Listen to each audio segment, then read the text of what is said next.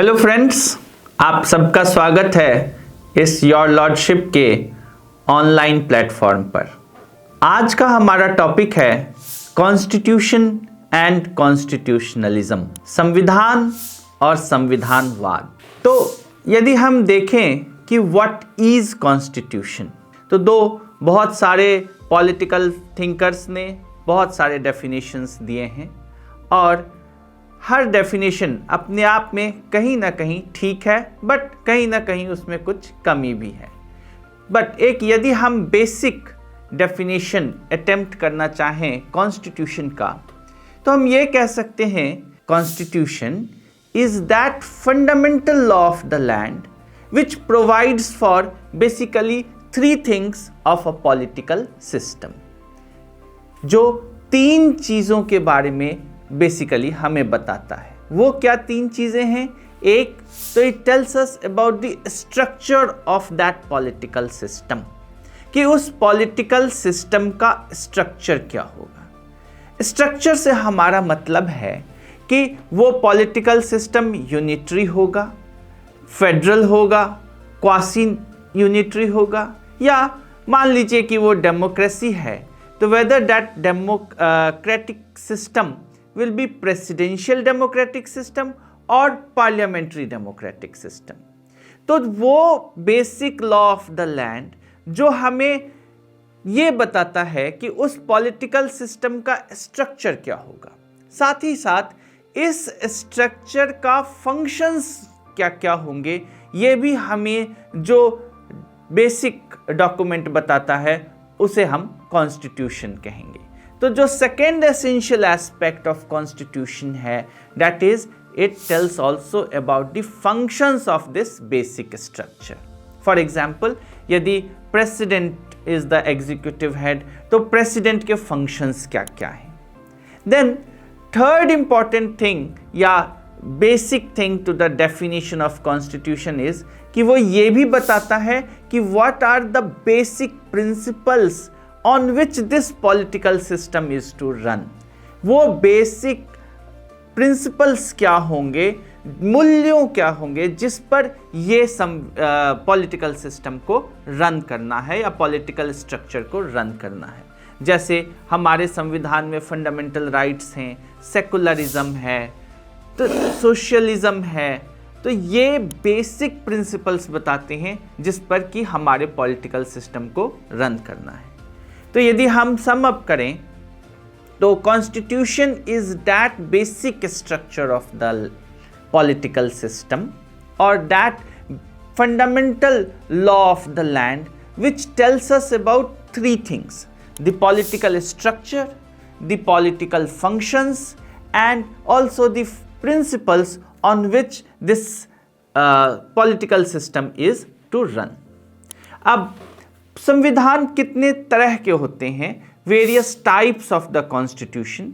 तो basically two types of constitution हम देखते हैं।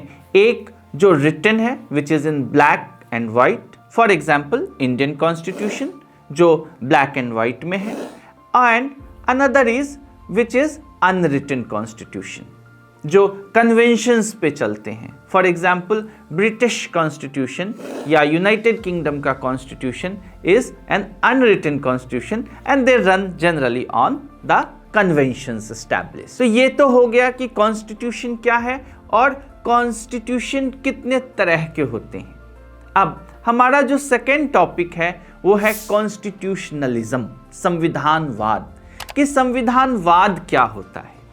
तो संविधानवाद एक आइडियोलॉजी है। Constitutionalism is an ideology which tells us और which basically says that governments power should be limited in nature, कि गवर्नमेंट का पावर इनफिनिट नहीं होना चाहिए, रेदर गवर्नमेंट का पावर लिमिटेड होना चाहिए।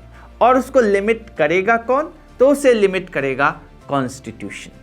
तो वो आइडियोलॉजी जो ये कहता है कि गवर्नमेंट शुड हैव पावर और वो पावर डिराइव होना चाहिए कॉन्स्टिट्यूशन से, but that power should be limited, that is called constitutionalism. अब इसके एसेंशियल एस्पेक्ट्स क्या हैं कॉन्स्टिट्यूशनलिज्म के? कि सबसे पहले तो कॉन्स्टिट्यूशनलिज्म यदि किसी कंट्री में होना है तो कॉन्स्टिट्यूशन होना चाहिए। बिना कॉन्स्टिट्यूशन सर्टेनली हम किसी कॉन्स्टिट्यूशनलिज्म की परिकल्पना नहीं कर सकते हैं। There can not be any constitutionalism without a constitution. So the first essential aspect of constitutionalism is that there must be a constitution। जो सेकेंड है कि ये constitution should be followed in letter and spirit, that is constitution should be followed in its true sense. ऐसा नहीं है कि नाम मात्र के लिए हम संविधान फॉलो करें, बट उसके रियल मीनिंग्स में हम उसको फॉलो करें। जो थर्ड एस्पेक्ट है कि government should derive it's power from the constitution, कि गवर्नमेंट को शक्ति एक्स्ट्रा कॉन्स्टिट्यूशनल बॉडीज से ना आए, रेदर गवर्नमेंट की शक्ति जो है गवर्नमेंट को कॉन्स्टिट्यूशन से डिराइव करे। After third, the fourth one is that कि ये पावर जो गवर्नमेंट डिराइव कर रहा है कॉन्स्टिट्यूशन से, it should be limited. It should not be unlimited but limited होना चाहिए। और ये मेन फोकस है कॉन्स्टिट्यूशनलिज्म का कि power should B derived from constitution but it should be at the same time of limited nature.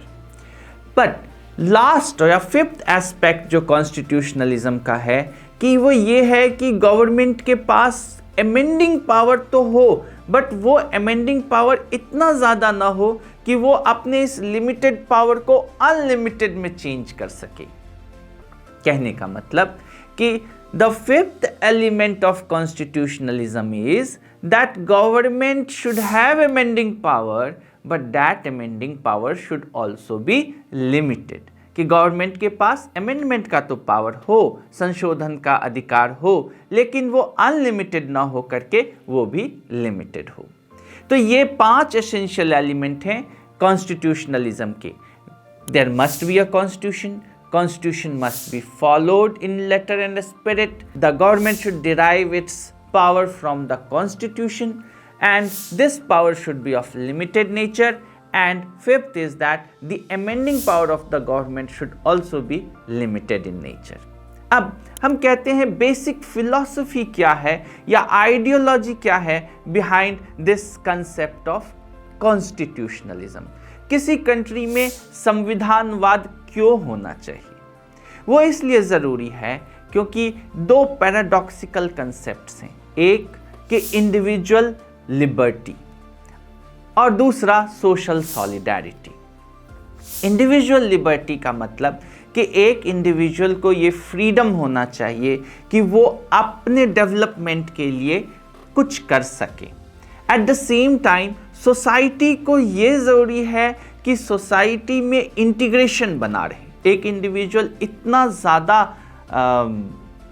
Liberty ना लेने लगे कि सोशल इंटीग्रेशन पे ही खतरा हो जाए। तो ये जो ट्विन पैराडॉक्सिकल कंसेप्ट्स हैं, individual liberty and social solidarity, ये दोनों ज़रूरी हैं किसी भी पॉलिटिकल सिस्टम के लिए या कंट्री के लिए, ताकि इंडिविजुअल का भी डेवलपमेंट हो बट साथ ही साथ सोसाइटी भी इंटैक्ट रहे और टूटे नहीं। एक बैलेंस की ज़रूरत है दोनों कंसेप्ट के बीच में, और कॉन्स्टिट्यूशनलिज्म बेसिकली यही कहता है कि सोशल सॉलिडारिटी गवर्नमेंट मेंटेन करेगी through it's power, but that power will be limited. Individual अपना लिबर्टी एक्सरसाइज करेगा but that will be with in the constitutional framework. तो ये था हमारा basic concept about constitution and constitutionalism. Thank you friends.